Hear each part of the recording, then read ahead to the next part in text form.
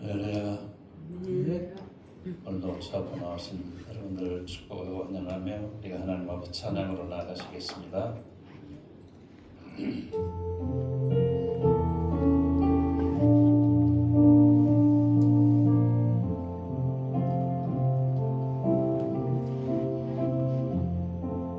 예수 나를 위하여 십자가를 지네 세상 죄를 지시고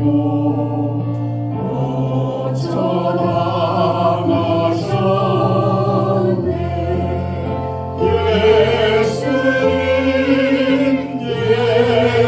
예수님 나의 죄 위하여 오래 피를 흘리니 죄인 받으소서 십자가를 지심은 무슨 죄가 있나 저무지한 사람들 메시아 죽였네 예수님 나의 죄 위하여 오래 피를 흘리니 죄인 받으소서 이와 같이 붉은 죄 없는 이가 없네 십자가의 공로로 눈과 같이 되네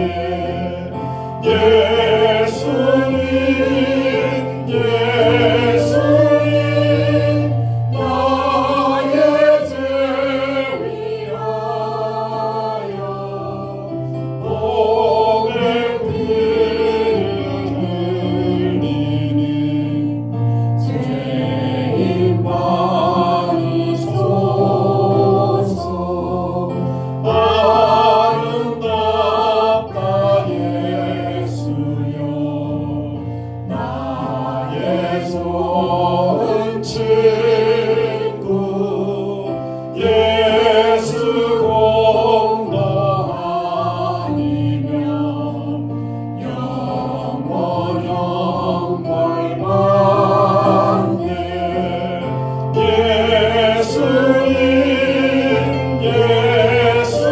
예수님 나의 죄 위하여 오래 피를 흘리니 죄인 받으소서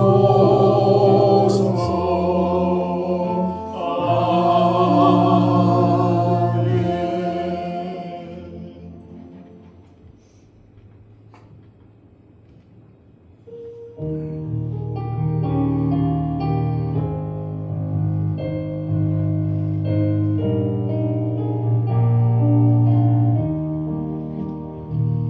난 어느 날 꿈속을 헤매며 어느 바닷가 거릴 때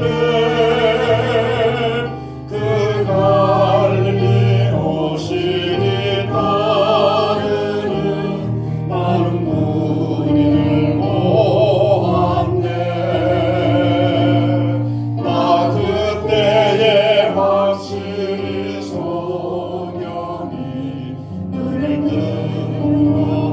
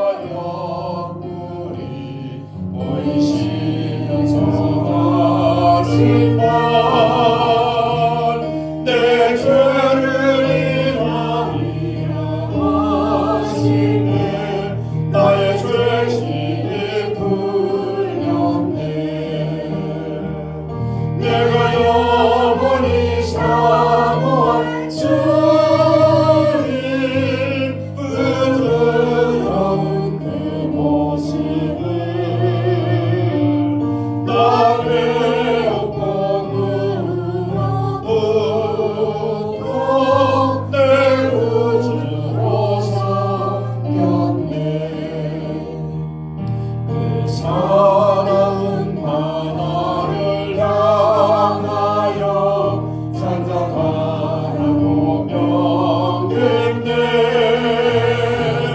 그 물결이 주 말씀 따라서 아주 잔잔히 내었네. 그 잔잔한 바다의 평온아 나의 마음속에 남아서 그 갈릴리 호시 의지한 잠든 시간이 되었네. 내가 영원히 사모한 주님 부드러운 그 모습을 남의 영광으로부터 내 구주로 섬겼네. 이 세상에 살면서 시달린 모든 친구여 나오라.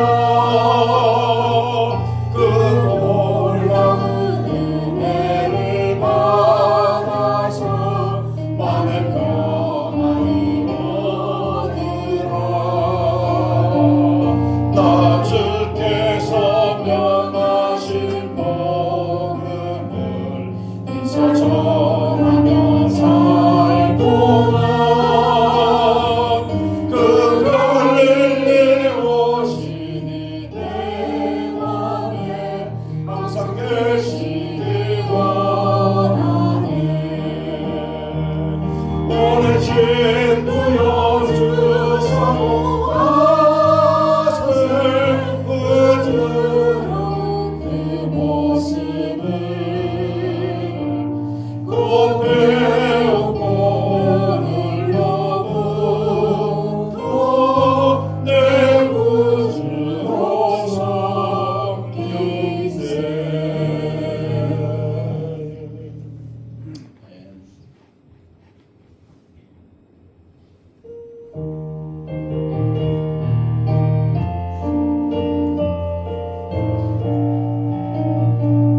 이 기쁜 소식을 온 세상 전하세. 그 강한 고통을 당하는 자에게 주 믿는 성도들 다 전할 소식은 성령이 오셨네. 성령이 오셨네. 성령이 오셨네. 내 주님 보내신 성령이 오셨네. 이 기쁜 소식을 온 세상 전하세. 성령이 오셨네. 만왕의 왕께서 저 사로잡힌 자 다 구원하시고 잠자히 주셨네. 승리의 노래가 온 성에 들리니 성령이 오셨네. 성령이 오셨네. 성령이 오셨네. 내 주님 보내신 성령이 오셨네. 이 기쁜 소식을 온 세상 전하세. 성령이 오셨네. 한없는 사랑과 그 크신 은혜를 늘 의심하면서 난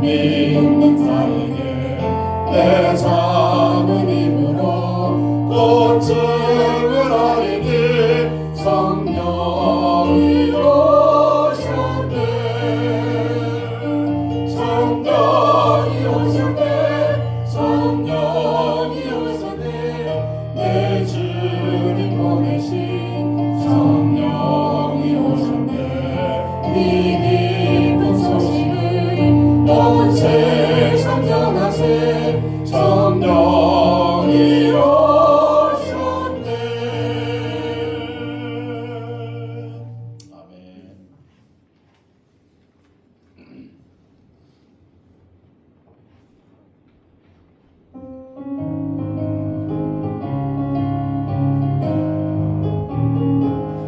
강물같이 흐르는 기쁨 성령감이 말리라. 정결한 마음 영원하도록 주의 거처 되겠네. 주님 주시는 참된 평화가 내 맘속에 넘치네. 주의 말씀에 거센 풍랑도 잠잠하게 되도다. 나의 생명 소생케 되고 성령이 마시리라. 모든 의심 슬픔 사라져 주의 평강 넘치네. 주님 주시는 참된 평화가 내 맘속에 넘치네. 주의 말씀에 거센 풍랑도 잠잠하게 되도다. 하늘에서 담비 내리고 햇빛 찬란한 것이 우리 마음에 성령이 많이 주님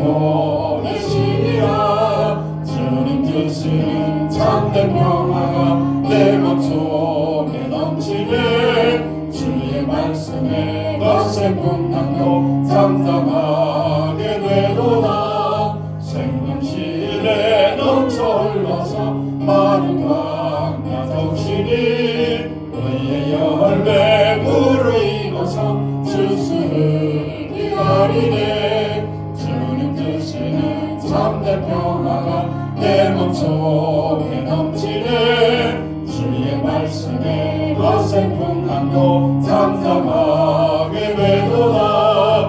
놀라우신 주의 은혜로 그의 얼굴 뵙겠네. 평화로운 안식처에서 영원토록 쉬겠네. 주님 주시는 참된 평화가 내 맘속에 넘치네. 주의 말씀에 거센 풍랑도 잠잠하게 되도다.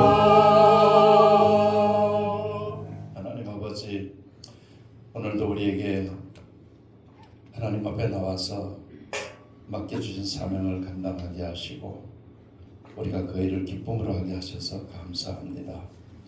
특별히 그동안 쉬었던 그 배전들을 또다시 시작해 하셨으니 하나님, 우리가 만나는 영혼들을 주님이 그 마음에 복음을 심어주셔서 그냥 스치는 만남이 아닌 저들의 영혼에 놀라운 변화가 일어나는 그런 복된 만남이 될 수 있도록 하나님 축복해 주시고, 하나님, 우리 사성영광교회가 또 2월을 이제 마무리하고 3월을 앞에 놓고 있습니다. 우리 모든 성도들에게 벌써 2달이 지났는데 세 번째 달을 맞으면서 또 우리가 새로운 마음으로 한 번 더 하나님 앞에서 영혼을 사랑하고 또 주신 사명을 위해서 뜨겁게 우리 마음을 불태울 수 있도록 성령님께서 충만하게 역사해 주시옵소서. 예수님 이름으로 기도드렸습니다. 아멘.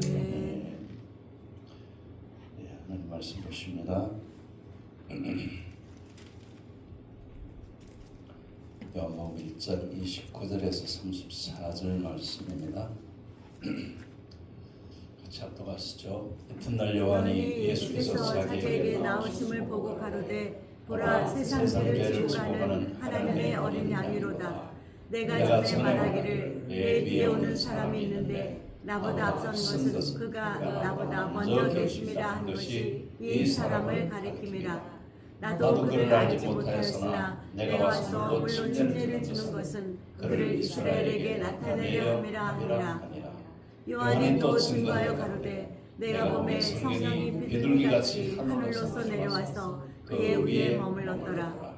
나도 그를 알지 못하였으나 나를 보내어 물로 침례를 주라 하신 그이가 나에게 말씀하시되 성령이 내려서 누구에든지 머무는 것을 보거든 그가 곧 성령으로 침례를 주는 이인 줄 알라 하셨기에 내가 보고 그가 하나님의 아들이심을 증거하였노라 하니라. 아멘.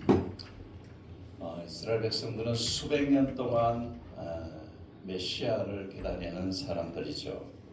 하나님의 특별한 선택을 받아서 그들이 율법을 받았고 또 하나님이 택하신 하나님의 사람들의 이끌림을 받아서 그들이 정말 작은 민족으로서 이집트라고 하는 그 당시에 가장 거대한 나라에서 옷자리로 삼아 그들이 한 민족을 이루어서 때가 되었을 때 하나님께서 그들을 애굽에서 이끌어내셔서 40년 동안 그들을 훈련하신 그런 민족인데 그들이 계속해서 기다렸던 것은 바로 메시아이시죠. 그러니까 이스라엘 유대인들이 기다린 메시아는 지금 성경이 말씀하고 있는 메시아에서 조금 그들이 빗나가서 이 세상의 왕, 그러니까 이 세상을 다스리는 그리고 세상에서 큰 소리치는, 그래서 이스라엘 백성들이 세상에서 가장 위대하게 큰 소리치며 사는 그런 이제 메시아를 기다렸습니다. 물론 이미 유태인이라고 하는 사람들과 이스라엘 백성이라고 하는 사람들은 전 세계에서 가장 영향력을 많이 끼치는 그런 사람들이 틀림이 없죠. 그런데 그들이 이제 생각한 메시아라고 하는 분은 이제 아직까지도 지금도 마찬가지로 예수님을 메시아로 그들이 보지 못하는 가리워진 눈을 가지고 있는 사람들이다, 그렇게 얘기할 수 있습니다. 그런데 그 중에 특별히 하나님께서 예수님보다 6개월 먼저 요한이라고 하는 사람을 보내셔서 그가 제자를 기르게 만들고 또 그를 통해서 오실 예수님이 누구인가 하는 것을 분명하게 선포하게 만드는 내용이 바로 오늘 본문의 말씀 중에 하나인 것입니다. 그래서 오늘 본문은 유대인들이 기다린 그 어떤 메시아의 기다림에 대한 출발점이기도 하고 종지부를 찍는 그런 어떤 중요한 점에도 불구하고 여전히 유대인들은 그들의 눈이 가려워져서 예수님을 알아보지 못했다는 것이죠. 요한은 광야에서 회개를 외치는 사람이었죠. 그러니까 유대 광야라고 하는 광야는 지금도 유대 광야를 가보면은 그냥 아무것도 없는 사해바다를 중심으로 이렇게 광야라고 하는 것 자체는 농사도 할 수 없고 오로지 거기는 그냥 목축하는 사람들이 때를 따라서 잠시 그곳에서 그냥 양이나 염소를 치는 그런 정도의 곳이 바로 유대 광야라고 하는 곳인데, 그곳에서 그는 자랐고 거기에서 이제 에센파라고 하는 정말 경건주의적인 그런 신앙 훈련을 통해서 그가 눈이 열려지게 된 것입니다. 에센파라고 하는 사람들은 지난번에도 한번 말씀을 드렸지만 성경 말씀을 뺏기는데 평생을 바친 사람들입니다. 그들은 밥 먹고 하는 일이 바로 성경 뺏기는 거예요. 그러니까 랍비가 앞에서 성경을 읽으면은 이렇게 넓은 저런 식탁 그쪽보다 훨씬 더, 그러니까 우리 교회 3분의 2 정도 된 이런 어떤 공간에 중앙에 식탁이 길게 있고 그게 이제 좌우에 이제 필사하는 사람들이 앉아가지고 앞에서 이렇게 천천히 읽으면 그걸 받아서 계속 기록하는 이 일을 그들이 평생 한 사람들이에요. 그러니까 침례요한도 바로 거기에서 훈련을 받고 자란 사람이었죠. 그런데 침례요한은 거기에서 바로 하나님의 말씀을 제대로 깨닫고 보니까 바로 이 메시아 예수님을 자기 스스로 이제 눈이 열렸고 또 예수님을 알게 되었고, 그래서 예수님을 이제 메시아라고 선포하는 그런 이제 사명을 감당하게 되는 것이죠. 그래서 요한이 외친 것을 보면은 오늘 본문에서 세상 죄를 지고 가는 하나님의 어린 양이다. 이 말이 가지고 있는 중요한 29절에서 말씀하고 있는 이 말씀은 한번 같이 다시 읽어봅니다. 시작. 이튿날 요한이 예수께서 자기에게 나오심을 보고 가로되 보라 세상 죄를 지고 가는 하나님의 어린 양이로다. 여러분이 한번 이 장면을 한번 연상해 보세요. 요한이 그 당시만 하더라도 요한의 제자들이 또 요한이 물침례를 주니까 이 물침례는 회개를 위한 것이니까 막 회개하겠다고 그냥 요한에게 나와서 침례를 받고 이제 그래서 무리들이 다 침례 요한을 중심으로 모여 있는데 거기에 이제 예수님이 나타나셨을 때 요한은 바로 예수님을 가르치면서 봐라 너희들이 봐라 너희들이 그렇게 기다리던 그 메시아이신 바로 세상 죄를 지고 가는 하나님의 어린 양이 지금 여기 계신다 하고 예수님을 지금 그렇게 이제 소개하고 있는 것입니다.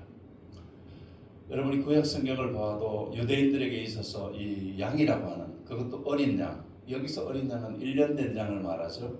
양이 새끼로부터 자라가지고 1년이 되었을 때가 가장 이제 양으로서의 그 100%의 발휘를 하는 그런 어떤 것이기 때문에 하나님 앞에 드려지는 양은 제물로 드려지는 양은 꼭 1년 된 양이었고 그래야 되고 그리고 흠이 없는 이제 그런 양을 드리는 것이니까 바로 유대인들에게 하나님의 어린 양이라고 하는 그 단어는 그대로 그냥 받아들여지고 이해할 수밖에 없는 그런 이제 것인데 그런데 이제 유대인들이 어린 양에 대한 이해를 다 하고 있었지만은 예수님이 정작 그 어린 양이라고 하는 것에 대해서는 선뜻 이제 받아들이지 못하는 그런 이제 안타까움이 있었죠.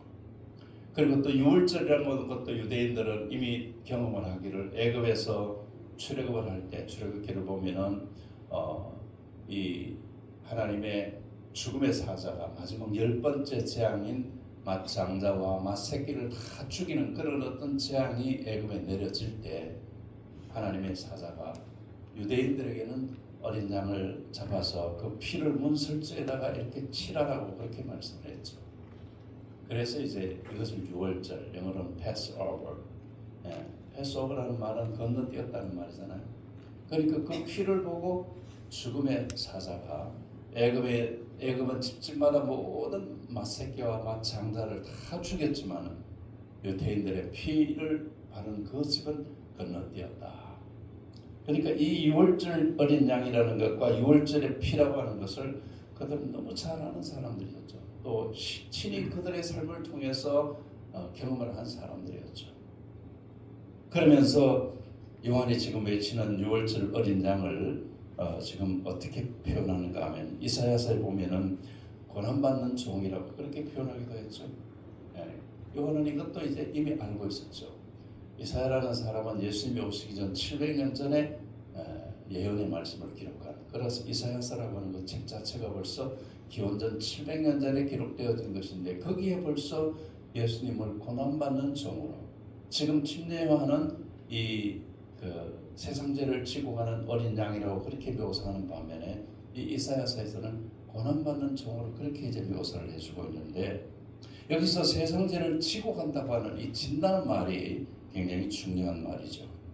그러니까 이것은 단순히 뭐 그냥 죄를 구경하는 그런 어떤 의미에서가 아니라 그 죄의 무게를 온전히 그 어린 양이 다 짊어지고 그러니까 그 죄의 무게로 인해서 결국은 이제 희생을 당하는 이런 이제 의미를 가지고 있는 것입니다.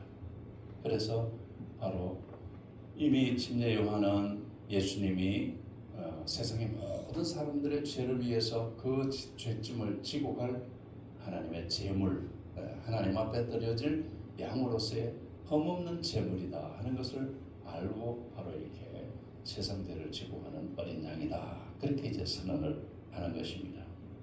그런가 하면은 그 다음에 이제 요한이 이 예수님을 외치는 걸 보면은 예수님은 시간과 공간을 다 초월하신 하나님으로 오신 바로 하나님이시다. 예수님은 하나님이라는 사실을 우리가 다 믿고 있잖아요. 예수님은 원래 신이 하나님의 자리에 같이 삼위로 계시던 분이신데 그분이 우리 인간과 똑같은 육신의 몸을 입고 이 땅에 오셨는데 우리는 이 땅에 사는 세상의 모든 사람은 다 죄인이지만 그러나 예수님은 성육신 그러니까 하나님이 이 땅에 인간의 몸을 입고 오셨기 때문에 죄 없는 분으로 오셨다. 그래서 이제 30절에서 이 침례 요한이 지금 예수님에 대해서 표현하는 것을 이미 전에도 예수님에 대한 얘기를 했고, 그러면서 내 뒤에 오시는 분이고 나는 그분의 신들매를 들기도 부족하다고 할 정도로 그렇게 이제 예수님에 대해서 그는 설교를 여러 번 했죠. 그러면서 이제 그가 나보다 먼저 계셨다. 육신으로 오시는 것은 지금 나보다 6개월 먼저 시간적으로 그렇게 왔지만은 그분은 이미 하나님이셨기 때문에 나보다 먼저 계셨던 분이다. 이걸 이제 선제성이라고 그렇게 이제 신학적으로 이야기를 하는데요. 그러니까 이제 그 당시의 사람들은 그걸 잘 이해하지 못했죠. 그러니까 우리가 똑같은 사람이라고 생각을 하는 것이니까. 그런데 요한은 이미 그것을 성령을 통해서 깨닫고 알게 되어서 예수님을 이 자신보다 먼저 계셨던 하나님, 그리고 그분이 바로 우리 모든 인간의 죄를 사하주실 분, 이렇게 이제 요한은 예수님을 소개하고 있는 것입니다. 그러니까 우리가 믿는 예수님은 단순히 2000년 전에 이 땅에 오신 어떤 분이 아니라 그분은 시간과 공간의 주인이신 역사의 주관자이시죠. 역사의 주관자이시면서 그렇기 때문에 그분이 우리의 구세주가 되시고, 또 우리가 그분을 믿을 때 그분을 통해서 우리는 시 공간을 초월하는 세상에 들어가는 하나님의 나라의 백성이 되어지는 것이다. 그렇기 때문에 우리가 예수를 믿는 순간 우리 육신은 이 땅에서 하나님이 정한 시간에 80, 90, 100세까지 사는 시대라고 하지만, 그러나 우리는 이미 구원받는 그 순간부터 새로운 세상을 시작한 사람들이죠. 믿으십니까? 그러니까 이 예수를 믿는다는 게 얼마나 어마어마하고 엄청난 축복이라는 사실을 우리가 알아야 되는 것이죠. 그래서 이런 예수님을 세상 사람들은 지금 모르고 있잖아요. 그렇죠? 눈이 다 가리워져서 눈에 보이는 것만 보니까 보이지 않는 이 세상에 대한 시공간을 추월하는 것에 대한 걸 전혀 모르기 때문에, 그래서 이 봉사와 같은 세상 사람들에게 눈을 먼저 뜬 우리가 그들의 눈을 뜨게 해주는 사명을 감당하는 것이 바로 복음을 전하는 것이다. 그래서 예수님이 이 위대한 역사를 이루시기 위해서 요한이 말하는 예수님은 성령으로 침례를 주실 분이다. 그렇게 말씀하고 있죠. 그러니까 물 침례와 성령 침례를 지난번에 제가 설명을 드렸죠. 물 침례는 회개를 촉구하는 그런 어떤 침례였지만, 그러나 성령 침례는 바로 예수 그리스도를 믿고 구원한 사람들에게 이미 임하신 성령의 충만함, 그게 바로 성령 침례다. 그러니까 여러분들이 복음을 고백하고 예수를 믿는 순간 이미 여러분들은 성령 침례를 받으신 분들이에요. 할렐루야. 그걸 우리는 잊어버리면 안 돼요. 그래서 육신적으로 우리가 구원받을 때의 침례는 복음에 대한 신앙의 고백이잖아요. 그렇죠? 그래서 침례가 중요한 이유가 바로 그거예요. 복음을 가장 요약해서 행동으로 보여주는 것이 바로 침례거든요. 그래서 우리나라에는 이 세례라고 하는 것이 그 장로교나 이런 다른 교단들이 좀 먼저 들어와서 이제 세례라고 하는 것으로 그렇게 이제 되어지고 있습니다만, 지금도 이제 미국 같은 경우는 다 침례교회죠. 미국 가면 장로교회는 거의 이렇게 찾기가 어려울 정도로, 미국은 그것도 남침례교, 북침례교 이래갖고 미국에는 대부분의 모든 그 교회 그들이 다 침례교회예요. 그래서 신학교도 우리 침례교 미국의 이제 신학교가 6개가 다 이제 유명한 신학교들이죠. 그러니까 장로교 목사님들도 이 침례교 신학교 가가지고 공부를 하고 오고, 그러는 분들은 장로교 목회를 하면서도 그분들이 침례가 맞다는 것을 그분들은 다 알고, 그리고 어떤 분들은 침례를 직접 주는 분들도 계세요. 우리나라에 지금 침례교와 다른 교파가 침례 주는 교파가 구세군이 침례를 주고 순복음교회도 침례를 주고 그러잖아요. 왜 그러냐? 바로 이 침례라고 하는 것이 가지고 있는 성령 침례가 얼마나 엄청난 축복이라는 사실을 그들이 성경을 통해서 알고, 예수님을 통해서 바로 우리가 그런 성령 침례를 이미 받은 자들이다. 그러니까 이제 어떤 분들은 구원을 받고 또 성령 침례 받는 것이 다르다고 또 이렇게 주장을 하는 신학적으로 주장이 좀 다른 것들이 있지만은 우리 전통적인 침례교 신앙은 구원받아서 하나님의 자녀가 되는 순간이 이미 성령 침례를 받은 것으로 우리는 그렇게 이해해요. 그래서 성령 침례를 받은 사람들에게 그 다음에 필요한 게 뭔가 하면은 내가 성령 침례를 받은 사람으로서 그 성령 침례를 받은 충만함이 내게 있어야 돼. 그래서 성령 충만이라는 것이 우리에게 필요한 것이지 우리가 또 예수 믿고 구원받았는데 또 성령 침례를 따로 받는다고 하는 것은 신학적으로 옳지 않다는 것을 우리가 알아야만 되는 것입니다. 그래서 여러분들이 늘 성령 충만을 사모하셔야 되는데 이 성령 충만한 것만 뭘 얘기하느냐?